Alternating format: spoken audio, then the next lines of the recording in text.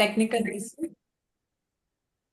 Yeah, and because of that, we were not able to go live on time. So I'm sorry for that. And just a brief introduction of myself. So I'm Abshar. I recently completed my master's LLM here in the UK. And after that, I am just working here as a contract specialist.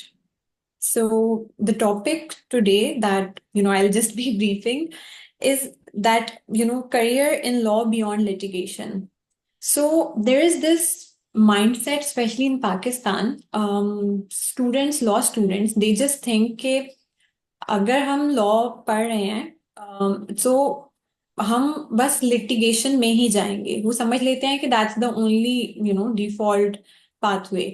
But उसके अलावा there are so many other things जो आप pursue कर सकते हो। So I just throw some light on that and then उसको मैं connect करूंगी कि how did my journey of contract specialist, how did it start.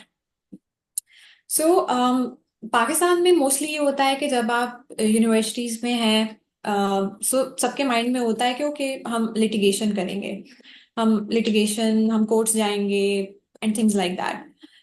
But उसके अलावा आप एडवाइजरी, कंसल्टेंसी, इन हाउस, इस तरह की बहुत सारी चीजें हैं जो आप परसू कर सकते हैं। और स्पेशली ग्लोबल मार्केट में अगर आप पाकिस्तान से थोड़ा बाहर निकलें, इवन अभी पाकिस्तान के अंदर भी, बट अगर आप पाकिस्तान से बाहर का देखना चाहते हैं तो ग्लोबल मार्केट में जो भी एडवाइजरी वर्क है, कंप्लायंस वर्क है, उसकी बहुत वैल्यू है। बल्कि उसकी उतनी ही वैल्यू है जितना वैल्यू हम लिटिगेशन को देते हैं पाकिस्तान में। नाउ एक यूजली जो चीज आती है सबके माइंड में, दैट इज के why look beyond litigation. So उसमें there are like so many things. For example, the first thing that comes in my mind is the work life balance. So litigation में क्या होता है कि you have to deal with clients. Usually what I see, especially right after graduation, जब मैं litigation वाली side explore कर रही थी, तो ऐसा होता है कि you are dealing with clients and आपको क्या होता है कि कुछ वर्क लाइफ बैलेंस बहुत डिफरेंट होता है। For example, they will be just calling you after your office hours, to discuss about their case and whatever problems they are going through. But अगर आप इन हाउस या corporate side पर आते हैं तो एक बहुत अच्छा आपको वर्क लाइफ बैलेंस मिलता है। No one's gonna call you after your work hours to discuss anything. उसका एक बहुत अच्छा लाइफ बैलेंस आपको मिल जाता है, एक स्टेबिलिटी होती है। फॉर एग्जाम्पल, लिटिगेशन में व्हाट वी सी इज कि आपके पास केसेस आ रहे हैं, only then you are getting paid. For example, अगर आप अपनी प्रैक्टिस में हैं तो आपके पास केसेस आ रहे हैं, then you are getting paid. But अगर आप कॉर्पोरेट सेक्टर में आते हैं, अगर आप इन हाउस कंपनीज को ज्वाइन करते हैं, सो एक वो स्टेबिलिटी होती है कि आपके माइंड में you have this thing that okay I have the financial stability now. उसके अलावा आई बिलीव कि ग्लोबल अपॉर्चुनिटीज आपके लिए काफी ज्यादा इंक्रीज हो जाती हैं। फॉर एग्जाम्पल, लिटिगेशन में क्या होता है कि मेरे पास लाइसेंस होगा लोअर कोर्ट्स का, हाई कोर्ट का, तभी मैं प्रैक्टिस कर सकती हूँ। एंड उसकी वजह से every jurisdiction they have their own certifications and licenses. For example, if I am in the UK, यहाँ पे लिटिगेशन करने के लिए, कोर्ट्स जाने के लिए, I have to be a barrister. तो वो एक कम्प्लीटली डिफरेंट पाथवे हो जाता है। सो इसका फायदा ये होता है कि ग्लोबली आप, there are like so many companies and businesses, आप उनके साथ काम कर सकते हैं और there is a lot that you can explore there. तो उसके अलावा इसका थोड़ा इंटरडिसिप्लिनरी नेचर है। For example, let's say if you are working in a company, so personally मुझे ऐसा लगता है कि आप बहुत ज्यादा चीजें एक्सप्लोर करते हैं। As in you will be working with the finance department, the procurement department, operations. So उस सब से जो आपकी लर्निंग होती है, समटाइम्स लिटिगेशन में वो नहीं हो रही होती। सो जब आप डिफरेंट स्टेक होल्डर्स से डील करते हैं तो आपको बहुत सारा फाइनेंस का, प्रोग्राम मैनेजमेंट का, ये सब नॉलेज मिल जाता है, which is otherwise not possible अगर आप सिंपली लिटिगेशन परसू कर रहे हैं। Then usually people have this thing in mind के अगर आप इन हाउस काम कर रहे हैं तो क्या उसका उतना ही इम्पैक्ट एंड विजिबिलिटी होगा जितना लिटिगेशन का होता है? बिकॉज what happens is कि when you are going to courts, you have this thing that okay, I'm appearing before judges, मेरे colleagues हैं, मैं कोर्ट में जाती हूँ, केसेस प्रेजेंट करता हूँ, तो एक विजिबिलिटी है, एक इम्पैक्ट है which I am creating. So people usually question this, that whether I will be able to create the same kind of impact if I'm working in-house. I would say yes. Because उसमें क्या होता है कि for example, you are working for a business and you are working as a contract manager, let's say. So sometimes, बल्कि mostly आप ऐसी deals में part play कर रहे होते हैं जो 20 मिलियन पाउंड्स तक होती हैं. सो आपका इम्पैक्ट इतना स्ट्रांग होता है कि एक 20 मिलियन पाउंड्स की डील या उससे भी अक्सर जो बड़े बिजनेसेस हैं बड़ी डील्स में, आप एक फुल रोल प्ले कर रहे होते हैं एंड आप उनको सॉर्ट ऑफ गाइड कर रहे होते हैं कि वो बिजनेस में रिस्क मैनेजमेंट कैसे करना है and a lot of other things. So ऐसा नहीं है कि अगर आप इन हाउस काम कर रहे हो तो आपके काम का कोई इम्पैक्ट नहीं होगा. Now, coming towards contract specialization. As I believe we all know कि जो कॉन्ट्रैक्ट्स हैं वो किसी भी बिजनेस का बैकबोन होते हैं. जब भी आप कोई कोई बहुत छोटा बिजनेस भी आप स्टार्ट कर रहे हैं, let's say for example in Pakistan there is a fruit vendor. ठीक है, वो जहां से फ्रूट परचेज कर रहा है देन वो आगे सेल कर रहा है, तो जहां से वो परचेज कर रहा है वहां पे, ऑल्दो आई बिलीव पाकिस्तान में शायद इसका रिटन कॉन्ट्रैक्ट नहीं होगा, पर एक वर्बल कॉन्ट्रैक्ट डेफिनेटली होगा जिसपे वो डिसाइड करते हैं कि एवरीडे बेसिस पे कितना फ्रूट वो परचेज करेगा, कितनी अमाउंट, लाइक उसके लिए वो हाउ मच इज ही गना पे फॉर दैट, एंड उसका डिलीवरी पेमेंट का डिलीवरी स्केड्यूल क्या होगा and things like that. So contracts everyday life में बहुत छोटे बिजनेसेस से लेके बहुत बड़े बिजनेसेस तक एक प्रॉपर बैकबोन का रोल प्ले करते हैं.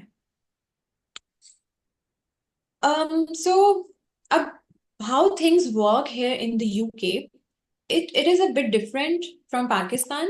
For example, when I was working in Pakistan, usually what you see is that in every company you have a legal department and you have a legal team.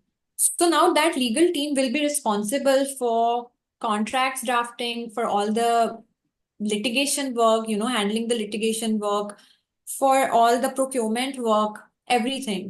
Usually Pakistan में एक legal department होगा, उसमें they have a legal team and वो contract, procurement, compliance, litigation, court cases, whatever it is, वो सब deal कर रहे होंगे. But here in the UK it's not like that. It's a bit different. For example, यहाँ पे they will have their legal team, a separate legal team, जो सिर्फ litigation matters या compliance matters handle कर रही होगी. Then they have a contract team जिसमें they'll have a contract manager or a even director तक की पोस्ट पे they have people, जो contract management में है. सो एक कॉन्ट्रैक्ट्स की टीम होगी जो सिर्फ कॉन्ट्रैक्ट्स देख रहे होंगे. अब यूजली हम सोचेंगे कि like why do they have a full team. So how it works is कि आपका काम स्टार्ट होता है from generating RFAs, which is the request for approvals, या यूजली उसको RFPs भी बोलते हैं, which is the request for proposals. So आप वो जनरेट करने से लेके जो भी मीटिंग्स होती हैं with all the stakeholders, जिसमें आपकी फाइनेंस टीम होती है, ऑपरेशंस टीम होती है, इंजीनियरिंग टीम होती है, उन सब से जो भी मीटिंग्स होती हैं, स्टेक होल्डर्स की इन्वॉल्वमेंट कितनी है, वो सारी मीटिंग्स, वो सारा जो चीजें हैं वो कॉन्ट्रैक्ट्स की टीम करती है. उसके बाद then formally getting into the formatting of contract, वो सब कॉन्ट्रैक्ट्स की टीम कर रही होती है. अब now when you have like formally signed a contract, उसके बाद कॉन्ट्रैक्ट का काम खत्म नहीं होता. There is a full life cycle of contract जो आपको देखना होता है. अब उसमें क्या होता है कि आपने एक दफा कॉन्ट्रैक्ट में you got into a contract. So what happens after that is कि वो जो फुल लाइफ साइकिल है उसमें आपने देखना होता है कि जो कॉन्ट्रैक्ट परफॉर्मेंस है वो like how how is that working. तो आपने उसका केपीआई इंडिकेटर्स और वो सब देखना होता है। For example in easy words, है। yeah, sorry. So in easy terms, how that works is कि फॉर एग्जाम्पल आपके पास एक टूल है, इट्स कॉल्ड पावर बीआई। ठीक है, आप वो पावर बीआई का टूल यूज करेंगे और आप देखेंगे कि जो कॉन्ट्रैक्ट है उसका प्रोग्रेस कैसा चल रहा है। एंड अगर आपको लग रहा है कि okay something is going wrong, अगर हम अपने डिलीवरी स्केड्यूल से बहुत पीछे हैं, अगर हम अपनी पेमेंट टर्म्स से बहुत पीछे हैं, तो वो आपको इंडिकेट कर देगा कि भाई ये लाइफ साइकिल जो कॉन्ट्रैक्ट का है इसमें कुछ प्रॉब्लम आ रहा है, तो आपको ऑलरेडी पता होगा how to deal with it. तो वो काम भी कॉन्ट्रैक्ट मैनेजर्स जो हैं, जो उनकी टीम है, वो डील करती है। उसके बाद अब लेट्स से जो एक और टीम होती है प्रोक्योरमेंट की होती है।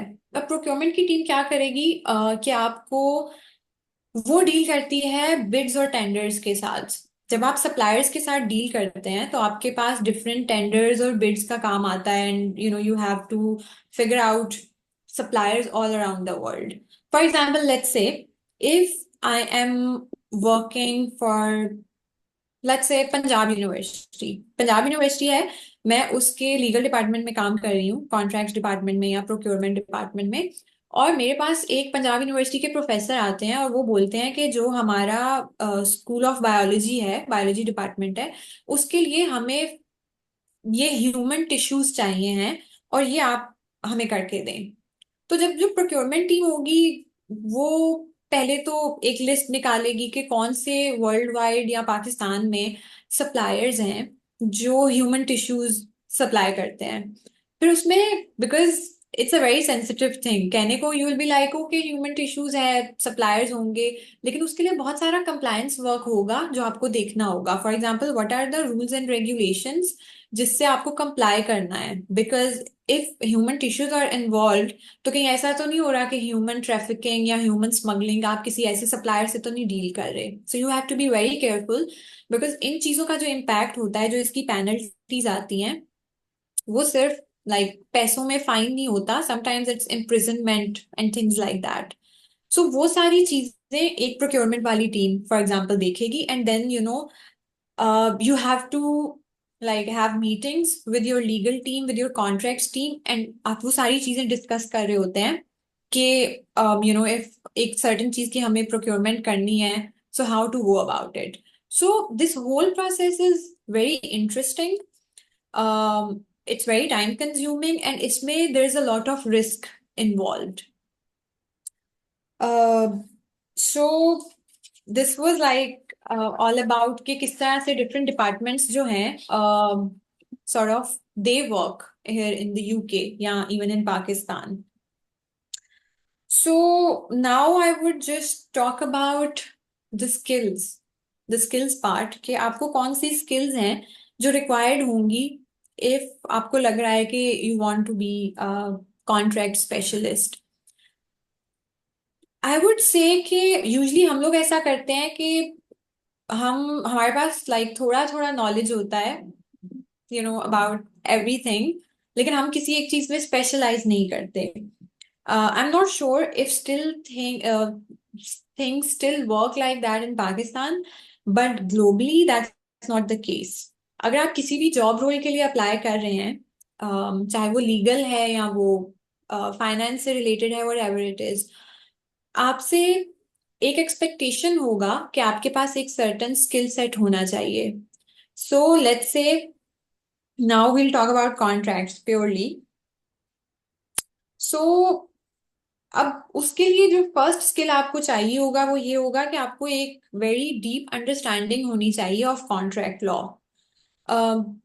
The contract law that we have in Pakistan, it's very much similar to what we have here in the UK. But if let's say आप यूएस की बात कर रहे हैं, that would be a bit different. But overall globally जो contract law है, for example आप जिस भी जुरिस्डिक्शन में काम कर रहे हैं, आपको उस जुरिस्डिक्शन का जो कॉन्ट्रैक्ट लॉ है उसके बारे में प्रॉपर इन डेप्थ नॉलेज होना चाहिए। देन आपकी एक बेसिक स्किल्स डेफिनेटली होनी चाहिए when it comes to drafting. Mostly हमारे जो भी कॉन्ट्रैक्ट्स हैं वो इंग्लिश में ड्राफ्ट होते हैं, so you should know all the legal terminologies, all the important clauses. Clauses की तरफ मैं आऊंगी डिटेल में, विल टॉक अबाउट दैट। लेकिन आपको also you should be familiar with the industry specific clauses, right? For example, okay, for example industry specific अब कैसे होता है कि if I am working in construction sector, so यहाँ पे everything is very much regularized. आपके पास एक फ्रेमवर्क होता है, उसको यहाँ पे यूजली एनईसी या जेसीटी फ्रेमवर्क एक होता है कॉन्ट्रैक्ट्स का, जो आपको हेल्प आउट करता है ये पता करने में कि अगर आप एक कंस्ट्रक्शन सेक्टर में काम कर रहे हैं तो कौन कौन सी क्लॉजेस किस तरह से ड्राफ्ट करनी है, एंड आपको उसके साथ कंप्लायंस करनी होती है।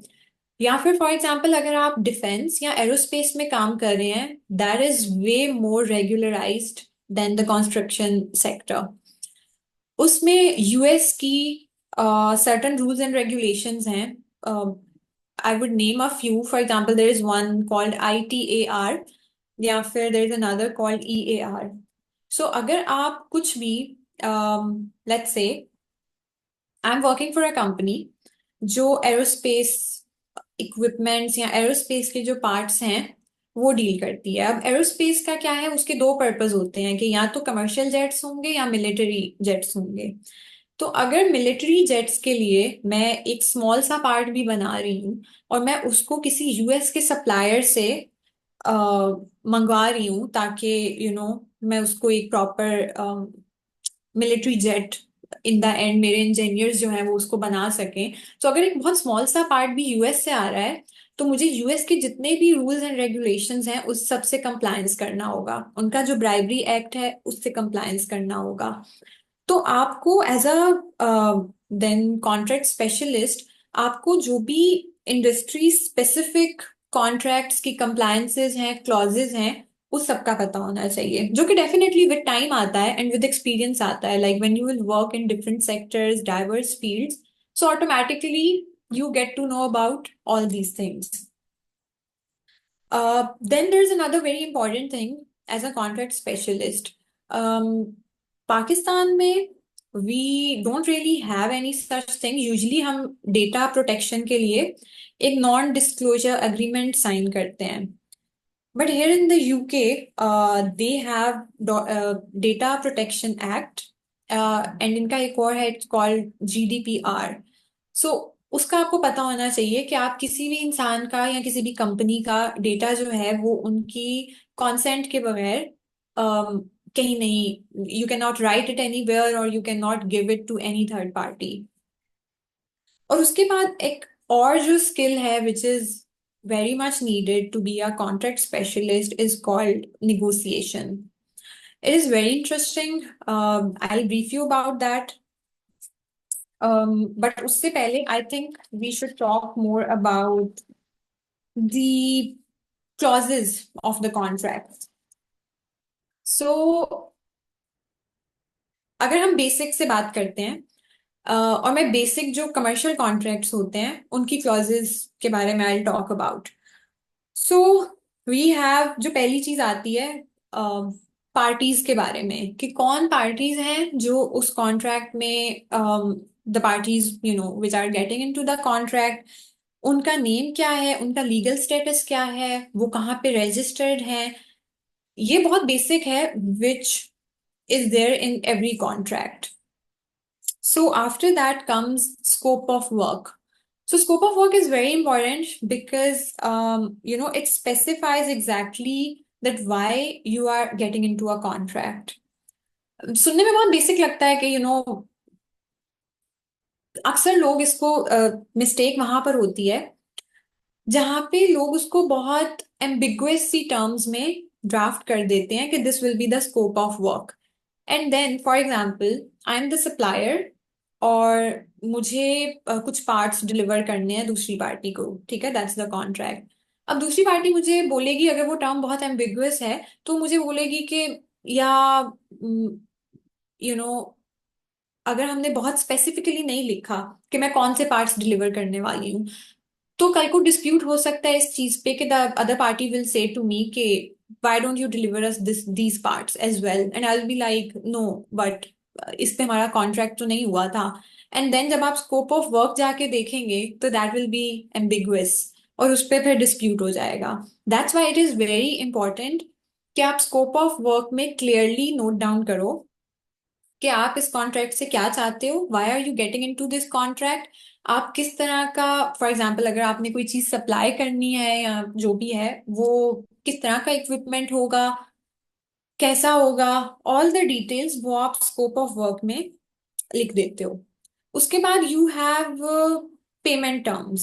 सो पेमेंट टर्म्स में आपकी प्राइस कवर होती है कि फॉर एग्जांपल जो भी आप पार्ट सप्लाई कर रहे हैं या जो भी चीज़ है, उसकी टोटल प्राइस कितनी होगी। देन आप मेथड जो है, पेमेंट का मेथड, वो उसमें क्लैरिफाई करते हैं कि आप कौन सा मेथड यूज करेंगे। फॉर एग्जांपल आप इंस्टॉलमेंट्स में पे करेंगे, आप एडवांस पे करेंगे, क्योंकि इन चीज़ों पे बाद में जाके बहुत डिस्प्यूट्स होते हैं।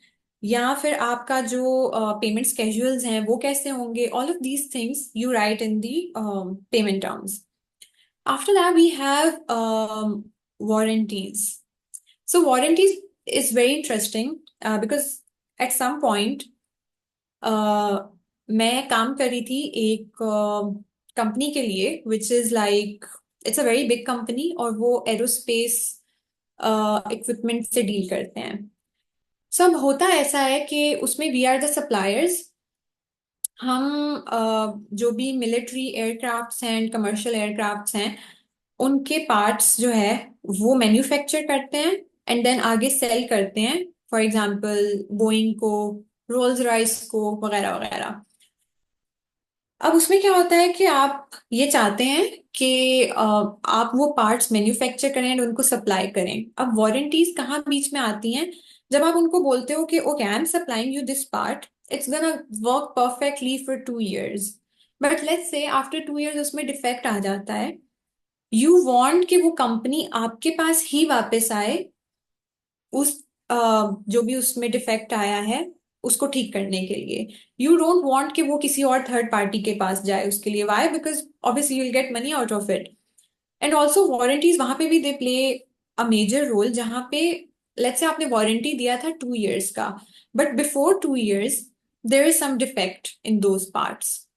वो पार्ट्स आपके पास वापस आएंगे, तो क्या आप उनको, लेट्स से आप किस प्राइस पे उनको वो रिपेयर करके दोगे, वो सब चीजें आप वारंटी में लिखते हो and it should be specified before getting into the contract. Let's say अगर आपने उस वक्त ये क्लैरिफाई नहीं किया कि हम उसको फ्री में आपको रिपेयर करके देंगे या we are gonna charge XYZ amount, तो उसमें डेफिनेटली बाद में डिस्प्यूट आएगा, because the other company they'll have this thing in my mind कि भाई यू नो 2 साल से, 2 साल की वारंटी थी ना, तो ये तो 2 साल से पहले खराब हो गया, सो ये डेफिनेटली हमें फ्री में रिपेयर करके देंगे। बट आपके माइंड में होगा कि no, there should be a repair cost, minimal repair cost और whatever, but you'll have some amount in your mind because that's how businesses run. सो वो सब चीजें should be clarified in the contract का जो warranties वाला section है वहां पे। उसके बाद हमारे पास दो बहुत बहुत इंपॉर्टेंट क्लॉजेज आती हैं। I hope it's not getting boring, but it's important. So it's called indemnity and liability clause. अब उसमें क्या होता है कि ये वो क्लॉजेज हैं जो रिस्क मैनेजमेंट पे हैं। फॉर एग्जाम्पल मैं इसको जल्दी जल्दी आपको समझाती हूँ। सो इंडेमनिटी क्लॉज वो होता है जब एक पार्टी जो है वो अग्री करता है कि कोई भी लॉसेस या डैमेजेस होते हैं वो एक पार्टी कवर करेगी, वो आप इंडेमनिटी क्लॉज में लिखते हैं। Then there is a very important clause which is called liability clause. Now, usually what happens is that as businesses, for example, I'll take the same example again, that मैं एक company हूँ जो aerospace के parts supply करती हूँ। अब आई would want कि जो लाइबिलिटी है that should be limited. Why? Because if something goes wrong, तो जो दूसरी पार्टी है अ, वो मुझे बोलेगी कि भाई अब आप इसकी लाइबिलिटी में लेट्स से सर्टेन अमाउंट आप पे करें. But I would always want कि एक तो वो लाइबिलिटी लिमिटेड हो, and also that it should always be capped. Capped for example कि आप मुझे कभी भी for example I won't be paying more than the total value of the contract, right? Because कल को अगला बंदा बोल सकता है some insane XYZ amount कि आप हमें इसमें पे करें. So you will make sure that it's written in the contract that the liability is capped and it's not, more than the total value of the whole contract. Another important thing is that, for example, now I'm a supplier. So contract में ये हुआ है कि by the, let's say, 20th of August, I'll supply you these parts. Now, what will happen if I'm unable to supply the parts by the 20th? तो क्या मुझे उसकी penalty होगी? डेफिनेटली पेनल्टी होती है. But as a supplier I would want कि मुझे कुछ ग्रेस पीरियड मिले, एटलीस्ट 10 days का. और मैं बोलूंगी कि and that you write in the liability clause कि मेरे पास 10 days का ग्रेस पीरियड होगा. अगर मैं 20th of August तक पार्ट्स सप्लाई नहीं करती, तो 30th August तक मुझे कोई पेनल्टी, कोई फाइन नहीं होगा. हाँ, अगर मैं 30th के बाद भी if I fail in providing the parts, उसके बाद फिर जो भी पेनल्टीज आएंगी या जो भी होगा वो दैट विल हैपन. सो ये जो दो क्लॉजेज हैं, ये रिस्क मैनेजमेंट में आपको बहुत हेल्प आउट करती हैं.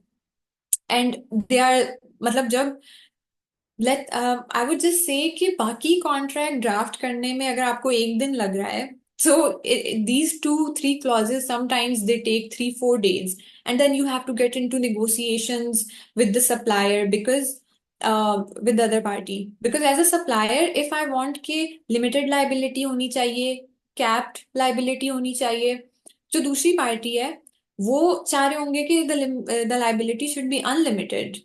सो आपको एक मिडिल ग्राउंड में आना पड़ता है, and that's where the negotiation part comes in. But इसके अलावा I think we have the confidentiality clause which is like very much basic. Termination clause is very important. उसके बाद another important clause is the dispute resolution clause. So in that clause आप decide करते हो कि अगर इस contract में कुछ डिस्प्यूट होता है, so how are you gonna manage that? Either you will opt for mediation, arbitration, या फिर आप litigation में जाना चाहोगे. So वो आप dispute resolution में very clearly आप उसको लिख देते हो. And let's say if there are international parties involved, if there are like 3-4 multiple parties involved, तो आप उस पे क्या करते हो? You also have to clearly write down कि किस कंट्री का जुरिस्डिक्शन यूज होगा. बिकॉज जो जुरिस्डिक्शन है, हर जुरिस्डिक्शन के अपने लॉज होते हैं, अपने रेगुलेशंस होते हैं. और जब आप उसमें डिस्प्यूट रिजॉल्व करने की कोशिश करते हैं, तो वो जो लॉज हैं they play an important part. तो वो आपको पहले से लिखना होता है कि कौन सी जुरिस्डिक्शन के लॉज अप्लाई होंगे. नाउ आई, क्योंकि हम लोग स्किल्स की बात कर रहे थे, so these are the important clauses. उसके बाद एक और very important skill and my favourite part is the negotiation part. जो हमें यूजली लगता है कि maybe it's not that important, या सिर्फ बात ही तो करनी है, like what about the negotiation strategies. But negotiation strategies play a very important role. And I think with experience, आप उसमें एकदम settle हो जाते हैं. Like it becomes easier for you to use all these strategies while negotiating with other parties. So there is a strategy called BETNA, which is the best alternative to a negotiated agreement.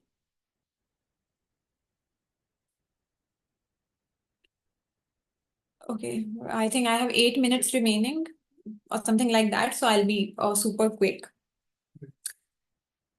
So this is strategy. For example अगर मैं इसको बहुत easy words में बताऊं, so that would be कि let's forget about contracts for a while. मैं shopping करने जाती हूँ, and I am going to the first shop. वहां पे मुझे, I have a dress in my mind, वहां पे मुझे वैसा ड्रेस नजर आता है और मैं वही खरीद के वापस आ जाती हूँ। Do you think would I be able to negotiate with the sales person? No, because मुझे पता ही नहीं है कि जो बाकी ब्रांड्स हैं या जो बाकी शॉप्स हैं, वहां पे कौन से ऑल्टरनेटिव्स अवेलेबल हैं। सो बेटना स्ट्रैटेजी जो है वो आपको तब हेल्प करती है when you have multiple suppliers in your mind. For example कि आप एक सप्लायर से अभी डील कर रहे हो, बट यू नो कि अगर ये मुझे यहाँ पे मेरी जो प्राइस है that I have in mind, अगर वो मुझे नई प्राइस यहाँ से मिल रही, so I have like X Y Z suppliers in my mind and I just go back to them. So that really helps you कि आपके पास एक ऑल्टरनेट होना चाहिए। एंड ये सिर्फ कॉन्ट्रैक्ट्स में नहीं, लाइक एवरीडे लाइफ में, even if it it just helps you. उसके बाद there is another strategy which is called the win win approach. उसमें ऐसा होता है कि आप किसी के, like you are not winning on someone else's expense, बट आप म्यूचुअली ये चाह रहे होते हो कि दोनों पार्टीज के लिए it's a win win situation. Because जब दोनों पार्टीज के लिए it's a win win situation, it helps you in creating long term relationships. Just like in life, जितना long term relationship होगा, उतना your life will be in peace, things will be sorted. Contracts में भी it works the same way. आपका एक supplier के साथ जितना long term relationship होगा, it's gonna help you out in the same way. Then there's another one called anchoring effect. So अगर मैं इसकी बहुत सिंपल एग्जांपल दूं, फॉर एग्जाम्पल मैं एक इंटरव्यू के लिए जाती हूँ, जॉब इंटरव्यू के लिए, और वहां पे जाके उनको मेरा इंटरव्यू अच्छा लगता है। इंटरव्यू के बाद में they just ask me that what are your salary expectations. So यहाँ पे क्या होता है कि द पर्सन जो पहले एक नंबर कोट करेगा, इट इज वेरी लाइकली कि जो आउटकम है उस नेगोशिएशन का, वही बंदा उस आउटकम को इन्फ्लुएंस करेगा। For example, they ask me, what are your salary expectations? I just say that, okay, for this role, I think my expectation is £50,000 per year. Because here in the UK, आप monthly salary नहीं negotiate करते, yearly salary negotiate होती है. So I'll just say कि I have £50,000 in my mind. So since I have quoted a number, the whole negotiation will be around that number. अगर company के पास budget था £40,000 and they really liked me as a candidate, they try their best कि वो उसको push करके at least 45,000 तक ले आए। But let's say I did not quote any number and I just said, yeah, it should be market competitive. Now market competitive का बहुत बड़ा ब्रैकेट है। मार्केट competitive £35,000 से £55,000 तक जा सकता है। सो कंपनी क्या सोचेगी, वो बोलेगी, वो सबसे कम वाला नंबर बोलेंगे, देल से £35,000।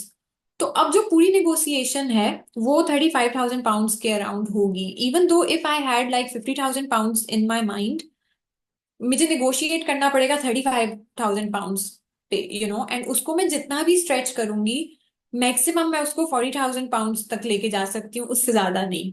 सो जो बंदा पहली दफा पहला अमाउंट कोट करता है, वो नेगोशिएशन को इन्फ्लुएंस करता है। This is the anchoring effect. उसके बाद then there is another which is called silence and active listening.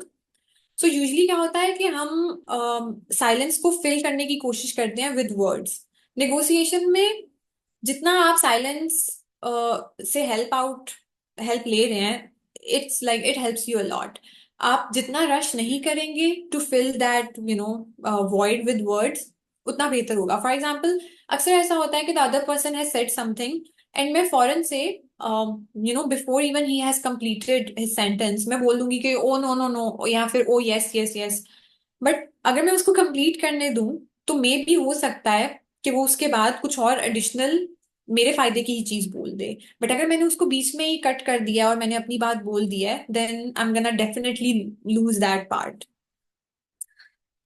And lastly, very important is the cultural aspect.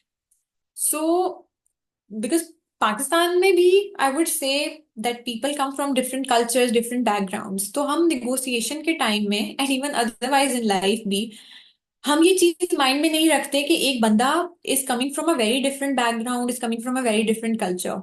So, for example, here in the UK, if I have a supplier who's from US, तो negotiation में I know that I have to be very direct because that's how Americans are. They are always very direct. But if I know कि Middle East की कोई party है, so you know I'll be मेरे mind में वो approach होगा relationship first because for middle eastern people it's always the relationship first तो वो स्ट्रैटेजी होगा but if let's say somebody is from Japan में it has to be consensus driven because that's how Japanese are. So whenever you are getting into a negotiation, you have to keep in mind where the other person is coming from. आप जितना उनके culture को उनके norms को respect करके उसके around अपनी negotiation strategy बनाएंगे उतना इट्स गना हेल्प यू आउट सो या I mean I just tried कि मैं जितनी भी स्किल्स हैं उसको ब्रीफ कर सकूं so now if you have any questions just let me know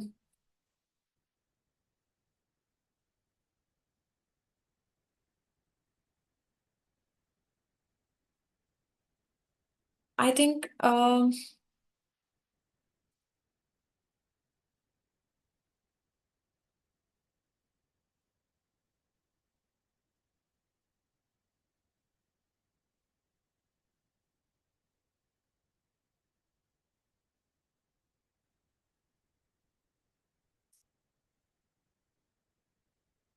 okay, so I think someone has it's Jamal. Jamal ने पूछा है how can we access remote contract drafting opportunities with UK US firms without prior firm experience?